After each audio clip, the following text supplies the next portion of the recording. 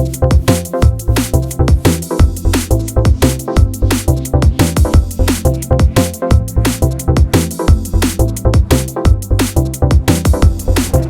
again, everybody. It is Monday morning, November the 16th, and time once again for the mailbag, or perhaps I should say to the mailbags, because today I'm doing something a little unusual. I've never done this before. I am splitting the mailbag into two simultaneously uploaded episodes.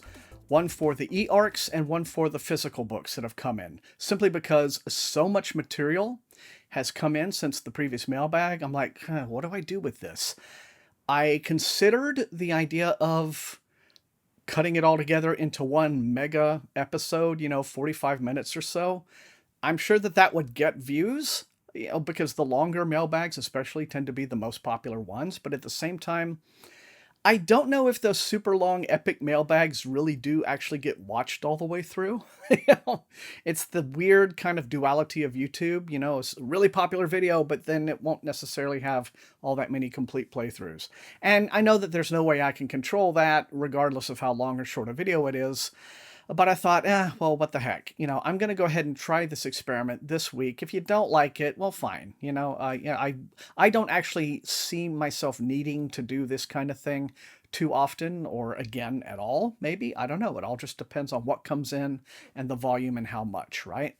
But that's what we're doing this week. And this episode, this particular one, is for the eARCs, right? And so don't forget also, there's the link to the physical review copies episode that has been uploaded at the same time. Don't miss that one, because there is some pretty exciting, awesome stuff in that one as well. Okay? So without further ado, let's check out the books. Okay, so when I said I had a lot of eARCs this week, I was not kidding. We're looking at 20 titles, all right? So the way I have these organized is by publisher, and then sort of chronologically by date, right? So what I'm going to start with are the books from the Hachette group. That's Orbit and Red Hook are those two imprints usually. And starting off with, oh, by the way, and a lot of these, especially these Orbit titles, are going to be like book 2 in a series. There's a lot of book 2s coming out in rapid succession, throughout the next couple of months from Orbit. So but I figured out a way to kind of how to do really quick synopses of those, so they won't take that long, and enough to just whet your appetite, right? But we're starting out with two sequels, the second and third book in a trilogy, and these are going to be The Shattered Realm of Arder Ben and The Last Lies of Arder Ben, and both of these are books by a guy named Tyler Whitesides.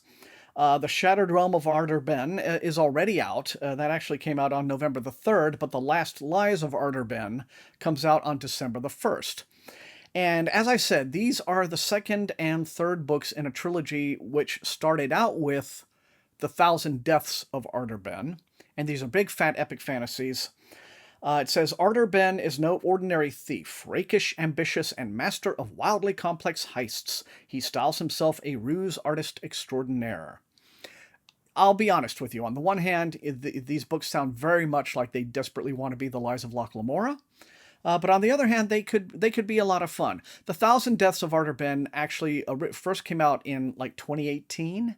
And I don't know, I guess it fizzled or didn't quite do what Orbit wanted it to do. And so they've relaunched it. They've re-released the first book with a brand new cover, much improved cover, I must say. And really gorgeous covers on the second and third book as well. In the second book, Shattered Realm, the infamous but lovable master con artist Arder Ben must infiltrate a centuries-old secret organization to find a missing royal heir. If he can't, then his world may again approach ruin. And in The Last Lies of Arder Ben, see, it even has a kind of a similar title to Scott's book. Con artist Arder Ben has taken his lies to a new level, infiltrating high society so he can steal a priceless resource, a living dragon. So those are, sort of on the pipeline right now from Orbit. And yeah, I mean, if you've been waiting way too long for the fourth Gentleman Bastards book, well, then maybe these will kind of whet your appetite. So Shattered Realm of Arder Ben and The Last Lies of Arder Ben by Tyler Whitesides. Okay? And then coming up next is Legacy of Steel by Matthew Ward. This one actually is already out. Came out on November 3rd. It's the sequel to Legacy of Ash, and it is described as an epic tale of intrigue and revolution, soldiers and assassins, ancient magic, and the eternal clash of empires. So that one is out right now. And here's one that I know a lot of people are looking forward to. This one actually came out last week on the 10th of November. It's Thefriars of Vengeance by Evan Winter, sequel to The Rage of Dragons, which a lot of people loved very much. I have it finally at long overdue last on my TBR, but it's sort of waiting because I'm doing a little something else first, and then I'll get to these. But it says, in order to reclaim her throne and save her people, the ousted queen must join forces with Tau to craft a dangerous plan to delay the impending attack on the capital by the people of Zidasso. And so The Thefriars of Vengeance by Evan Winter came out on the 10th and is available now from Orbit. All right, moving on. We have one that is actually not a sequel. This is probably the only one that's not a sequel in all of the Hachette titles here. This is a book that looks like it's right up my alley. It's called The Children of Red Peak. The author is Craig DeLuey. This one will be out tomorrow on the 17th from Red Hook. And it's described as a supernatural thriller or a horror novel, and it says, they grew up in the horrific last days of a religious group isolated in the mountain of Red Peak. When a fellow survivor commits suicide, they must return to seek the truth, but at what cost? David Young, Deacon Price, and Beth Harris live with a dark secret. As children, they survived a religious group's horrific last days at the isolated mountain Red Peak. Years later, the trauma of what they experienced never feels far behind. When a fellow survivor commits suicide, they finally reunite and share their stories. Long repressed memories surface, defying understanding and belief. Why did their families go down such a dark road? What really happened on that final night? The answers lie buried at Red Peak. But truth has a price, and escaping a second time may demand the ultimate sacrifice. And that is The Children of Red Peak by Craig DeLuey, and it is out tomorrow. Now, moving on to next week, back to the sequels. This is R.J. Barker's Call of the Bone Ships, sequel to The Bone Ships, right? And I don't know, I guess the third book will be The Bone Ships, go to Honolulu or something. Anyway, this is a dragon series. And for this one, it says, dragons have returned to the 100 Isles, and the crew of the Tide Child find themselves drawn into a vile plot that will leave them questioning their loyalties and fighting for their lives. Seemed like very fun books. A lot of people whose opinions I respect enjoyed The Bone Ships, so I'm looking forward to reading these myself. But that one is out on the 24th. And also on the 24th, yet again another sequel. This is a book called The Poison Prince. The author is S.C. Emmett, which is a pseudonym for Lilith St. Crow, a long-established fantasy writer. And this is the sequel to a book called Throne of the Five Winds, so that is her current series. And it's the plot goes, the lady-in-waiting to the princess of a conquered kingdom must navigate a treacherous imperial court in this captivating East Asia-inspired epic fantasy trilogy. Okay, and so this one, of course, will follow on from the events of the first book. And now, moving on to December the 1st from Orbit. Once again, a sequel. But this one's pretty exciting. This is King of the Rising by Kaysen Callender. And it's a historical fantasy. And it's the second book in a series which started with Queen of the Conquered, which just won the World Fantasy Award for Best Novel. So that has caused me to kind of bump it up my TBR considerably. And now we have the sequel right next to it. So that's exciting. But it says, Revolution has swept the lands of Hans Lolek. Former slave Lauren has been chosen to lead the survivors and will face a choice that could shift the course in their favor or doom it to failure. It's a historical fantasy. Moving on. Memoria by Kristen Merbeth comes out on December the 8th. It's a space opera. And it is the sequel to a book called Fortuna. And it's basically, the character is Scorpia Kaiser, and she is the heir to her mother's smuggling operation. And basically she and her crew get caught up in planetary wars. So I guess Memoria is going to have a whole lot more of that. right?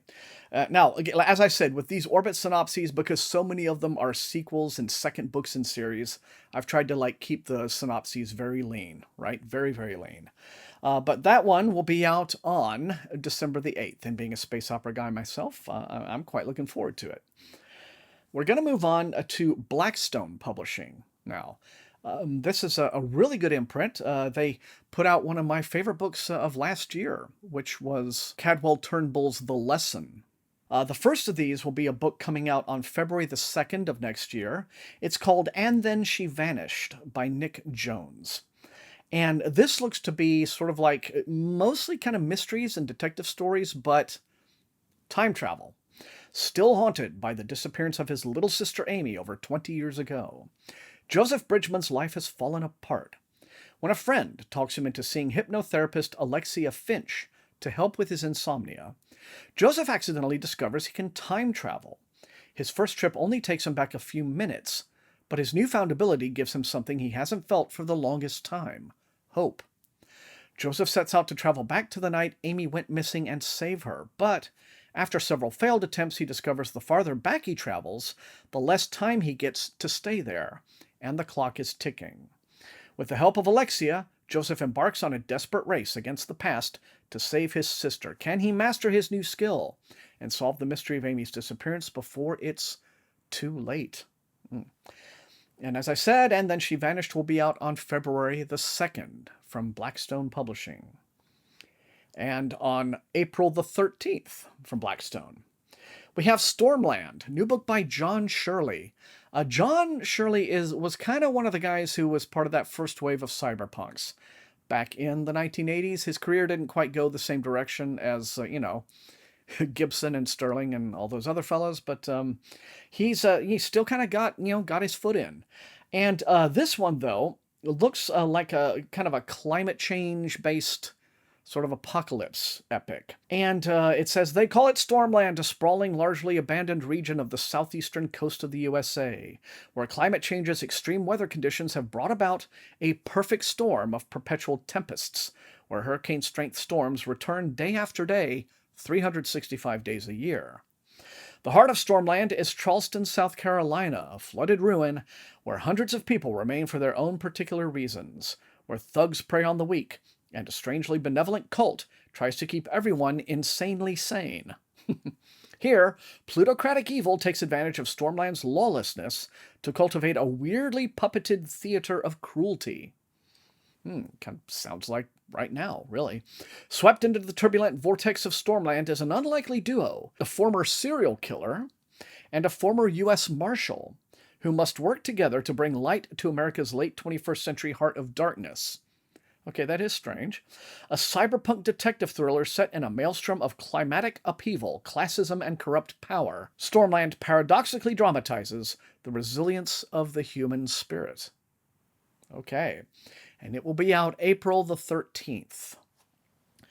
Moving yet ahead, I think we have the last book now from Blackstone. This will be out May the 25th. And this one looks kind of cool. It's a book called Reset. The author is Sarah Dalen, and it goes like this. Can you love someone you don't remember? After the last war destroyed most of the world, survivors form a new society in 4 self-sustaining cities in the Mojave Desert. In the utopia of the 4 cities, inspired by the lyrics of Imagine, oh God, and Buddhist philosophy, everything is carefully planned and controlled, the seasons, the weather, and the residents. To prevent mankind from destroying each other again, its citizens undergo a memory wipe every 4 years in a process called tabula rasa, a blank slate, to remove learned prejudices. With each new cycle, they begin again with new names, jobs, homes, and lives. No memories, no attachments, no wars. Yeah, that does, everyone's utopia is someone's dystopia, right? And I think that the more utopian a society claims to be, actually the more dystopian it really, really is, right? Because this is not the way to remove prejudices. Anyway, Aris, a scientist who shuns love, embraces tabula rasa and the excitement of unknown futures. Walling herself off from emotional attachments, she only sees relationships as pointless and avoids deep connections. But, Okay, commentary to come. But she is haunted by a recurring dream that becomes more frequent and vivid as time passes. After meeting Benja, a handsome free-spirited writer who believes his dreams of a past lover are memories, her world is turned upside down. Obsessed with finding the Dreamers, a secret organization thought to have a way to recover memories, Benja draws her down a dangerous path toward the past. When Metis, the leader of the Dreamers, appears in Eris's life, everything she believes falls to pieces. With little time left before the next tabula rasa, they begin a bittersweet romance, navigating love in a world where names, lives, and moments are systematically destroyed. Thought-provoking and emotionally resonant, Reset will make you consider the haunting reality of love and loss and the indelible marks they leave behind. I don't know. I mean, I'll be honest with you, that synopsis kind of got more sketchy the more I read it, at least to me, right? I mean, you have this character, right? Eris, a scientist who shuns love. Okay. There is an issue with fiction and stories that depict either ace or aromantic people as being like these cold, emotionless robots. So if that's kind of what's going on here, yeah, I'm gonna call bullshit on that. But on the other hand, it sounds like it could be doing this sort of cheesy romance novel trope of, oh, I have a heart of stone, I've been hurt before, and I will never love again. Oh, wait, I've found the right person to bring me out of my shell, blah, blah, blah. See, either way, it doesn't sound like it will work out well, right? So, but who knows? I don't like to talk about prejudices. I don't want to prejudge the book too much. Wow. But anyway, there you have it. That's Reset by Sarah Dalen. Not until May the 25th. Well, let's move ahead. We now have two from Tor. The first of these is a YA. Comes out on March the 2nd. It's called The Stolen Kingdom by Gillian Boehm, I believe is the pronunciation. It says, nothing is quite as it seems in this thrilling YA fantasy adventure by Gillian Boehm. The Stolen Kingdom. For 100 years, the once prosperous kingdom of Perrin Fey has suffered under the rule of the greedy and power-hungry Thungrave kings. Marilith Greylairn, a vintner's daughter, has no idea her hidden magical power is proof of a secret bloodline and claim to the throne. Alec Thungrave, the king's second son, has always been uncomfortable with his position as the spare heir and the dark stolen magic that comes with ruling. When Marilith becomes embroiled in a plot to murder the royal family and seize the throne, a cat-and-mouse chase ensues in an adventure of dark magic, court intrigue, and forbidden love. Sounds, to be honest, like a veritable McDonald's menu of YA fantasy cliches, but I don't know. I mean, if you're a fan of that sort of thing, it could be a fun story. But The Stolen Kingdom will be out on March the 2nd. Now, also from Tor, a couple weeks later on March the 16th, Malazan fans, rejoice! You have a new novella from Steven Erikson in the Malazan Book of the Fallen universe. It's called Fiends of Nightmaria. It says, the king is dead, long live King Beauchelain I, crowned by the Grand Bishop Corbel Broach. Both are, of course, ably assisted in the running of the kingdom of Farog by their slowly unraveling servant, Emancipor Reese. However, tensions are mounting between Farog and the neighboring country of Nightmaria, the mysterious home of the Fiends. Their ambassador, Ophel Deneath Flatrock, seeks an audience with King Beauchelain, who has thus far rebuffed his overtures. But the necromancer has some other things on his plate. To quell potential rebellion, nearly all the artists, poets, and bards in the city have been put to death. A few survivors languish in the dungeons, bemoan, why kill your bards? Right? I mean, isn't the whole thing with the bard that, if you have a bard in your team, right, like, he buffs the whole team. That's why you have a bard. I don't get that. So anyway, the survivors are languishing in the dungeons, bemoaning their fates. Well, just moaning in general, really, and maybe plotting escape and revenge. Steven Erikson, I think, doesn't get credit because most of the Malazan books are just these massive tomes all about the lore and the history and, these ridiculously complex plots that I don't think he's really appreciated, or it's not understood by people who aren't already fans, that he also kind of has a rich sense of humor. And I think these novellas are there to kind of exercise his humorous side. So Fiends of Nightmaria, available on March the 16th. Don't kill your bards. It's crazy. Right on. Now we have one. Just one from Harper Voyager. This is another sequel. It's Floodpath by Emily Martin. It comes out March the 23rd, and it's the epic fantasy adventure begun in Sunshield, which came out a few months ago. It says it races to its thrilling conclusion in this imaginative finale in which the fate of 4 extraordinary young people and their nations will be decided. It's all about these characters basically who are trying to dismantle their country's system of, slavery, bonded servitude, whatever you want to call it. And I guess they're continuing to have problems with that. But it will all be resolved in Floodpath, second book of the duology, following Sunshield on March the 23rd. Now we're going to move on to an indie release. This one looked really good to me, the horror fan in me. This is a short story collection by a fellow named Keith Rawson. It's called Folk Songs for Trauma Surgeons, and it'll be available from Meerkat Press on February the 23rd. Now, the author he's a Portland, Oregon based artist and writer. He's won something called the Independent Publisher Book Award for Fantasy. So there's that. I have looked over his other novels on the Meerkat Press website. They look really good. I think I'm going to try to check them out. They look very much like my kind of thing. The very sort of weird fantasy, right?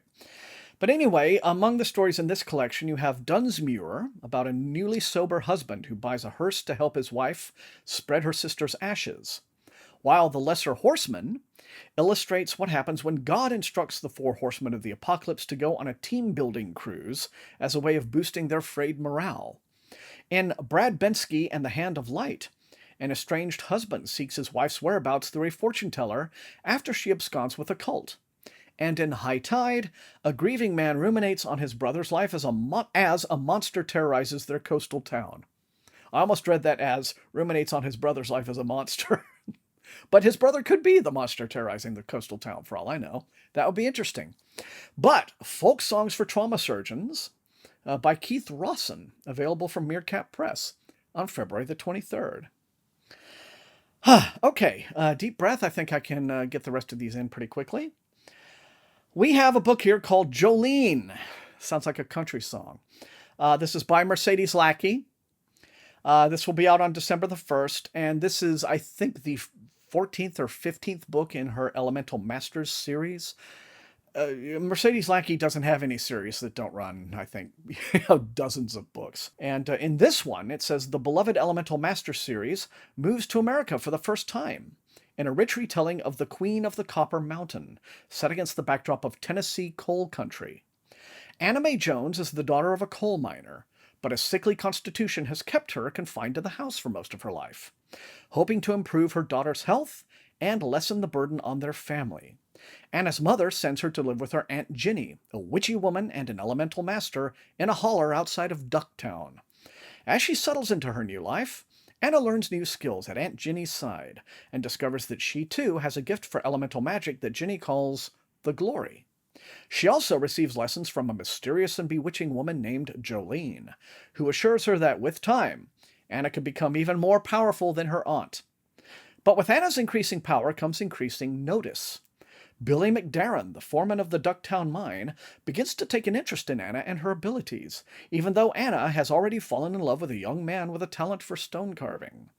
If she wants to preserve the life she has come to love, Anna must use her newfound powers to oppose the foreman and protect those around her. I wouldn't have thought that I would say this, but this actually sounds pretty interesting. I tend to be generally skeptical of, book 47 and the ongoing blah, blah, blah, right? But this sounds like it has probably a really nice immersive setting. So Jolene by Mercedes Lackey, available December the 1st from Daw Books. Okay, guys, just have a few more. Moving on down, we have a book here called, this one looks really interesting to me, The Sunken Land Begins to Rise. The author is M. John Harrison, and his name may not be familiar to a lot of you, especially if you're of a younger generation, but he does have a long-running background in the kind of fantasy that people who like, Gene Wolfe and Charles DeLint and writers like that. His most famous books were probably the Veraconium series, going all the way back to the 80s, right? But anyway, this new book of his, The Sunken Land Begins to Rise, it just won in the UK something called the Goldsmiths Prize, which is an award that is specifically given out to fiction that pushes the boundaries of the novel form. So yeah, so in other words, it sounds like it's very much my thing, right? Here's me over here loving Jeff Vandermeer and stuff like that. So yeah, I don't think now, based on what I've been able to find out, a paperback version is not coming out in the U.S. until May the 25th. But it's already available in the UK, and so if you want to, you can get it from Book Depository or whatever. But it goes like this. Shaw had a breakdown, but he's getting himself back together. He has a single room, a job on a decaying London barge, and an on-off affair with a doctor's daughter called Victoria, who claims to have seen her first corpse at age 14. It's not ideal, but it's a life. Or it would be, if Shaw hadn't got himself involved in a conspiracy theory that, on dark nights by the river, seems less and less theoretical. Meanwhile, Victoria is up in the Midlands, renovating her dead mother's house, trying to make new friends. But what exactly happened to her mother? Why has the local waitress disappeared into a shallow pool in a field behind the house? And why is the town so obsessed with that old Victorian morality tale, The Water Babies? As Shaw and Victoria struggle to maintain their relationship, the sunken lands are rising up again, unnoticed in the shadows around them. See, just kind of gives me a little shiver, a description like that. Love the sound of that. So The Sunken Land Begins to Rise by M. John Harrison. All right, just a couple more to go here of the ebooks. Man, what a haul, huh? Now, this next one is an anthology. It's a YA fantasy anthology called A Universe of Wishes. The editor is Danielle Clayton. And this was put together in a collaboration with, I guess, a program called We Need Diverse Books, out there to try to push more books by diverse and marginalized authors, right? And we have 15 award-winning and celebrated Own Voices authors deliver profound YA fantasy short stories that envision a range of diverse characters as protagonists in palaces, space shuttles, enchanted woods, and other fantastical settings, breathing new life into classic science fiction and fantasy tropes. From a monster long misunderstood to voices that refuse to stay silent in the face of injustice, this powerful and inclusive collection contains a universe of wishes for a braver and more beautiful world. So, very optimistic anthology, it sounds like. But featured authors include Samira Ahmed, Jenny Balch, Libba Bray, Danielle Clayton, Zoraida Cordova, Tessa Grattan, Kwame Mbalia, Anna Marie McLemore, Tochi Onyebuchi, Mark Oshiro, Natalie C. Parker, Rebecca Roanhorse, Vicky Schwab, Tara Sim, and Nick Stone. So every story within the anthology is completely original, and some even offer a return to familiar worlds and characters, like V.E. Schwab's The Royal Affair, which is set in the world of her Shades of Magic series. So, A Universe of Wishes, edited by Danielle Clayton, available December the 8th. Okay. And finally, this one looks really strange and interesting. This came out last week on the 10th of November. But this is a book called XX, and the author is Ryan Hughes, who is apparently an artist, a graphic designer, and, writes sort of polymath, right?